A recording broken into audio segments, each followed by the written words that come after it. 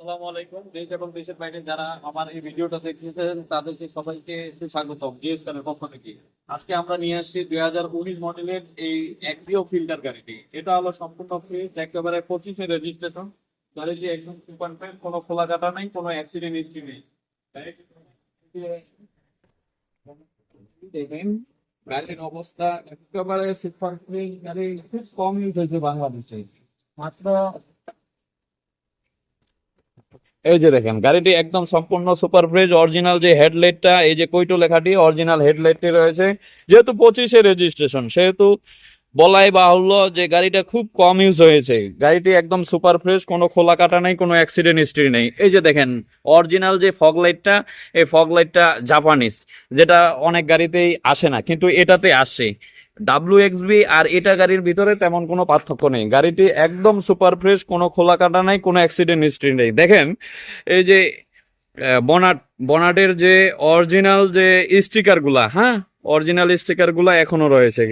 Original heatproof. এর আগে আমি যেটা 19-এর মডেল নিয়ে আসছিলাম, এটা বনাটে হিটপ্রুফটা পাইনি, কিন্তু এটাতে পেয়েছি অরিজিনাল বনাট হিটপ্রুফটা।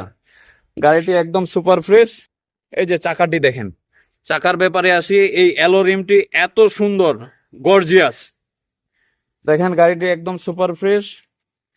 এই যে ভিতরের কন্ডিশনও একদম সুপার ফ্রেশ। গাড়িটি কোনো খোলা কাটা নেই, কোনো অ্যাক্সিডেন্ট হিস্ট্রি নাই।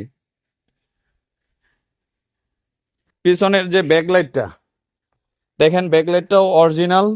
এই যে কৈটো লেখা, অরিজিনাল যে কৈটো লেখা, এটা এখনো আছে।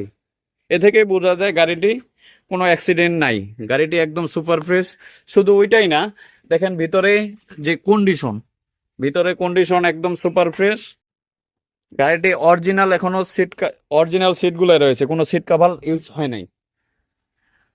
এই গাড়িটির মাইলেজ আপনি পাবেন 27 থেকে 30 কিলো পার লিটার মাইলেজ পাবেন। 27 থেকে 30 কিলো। গাড়িটি হলো সম্পূর্ণ হাইব্রিড, যেহেতু নতুন গাড়ি, এই জন্য মাইলেজের কোনো টেনশন নাই। কারণ গাড়িটি মাইলেজ পাবেন পর্যাপ্ত পরিমাণে। নতুন গাড়ি কিনা আর এই গাড়িটি কিনা হলো সেম।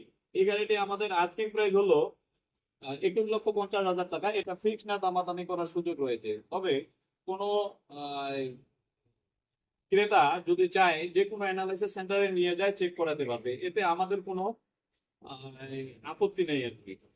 আর আমরা চাই কোনো কাস্টমার দেখে শুনে বুঝে তারপরে গাড়িটি কিনুক।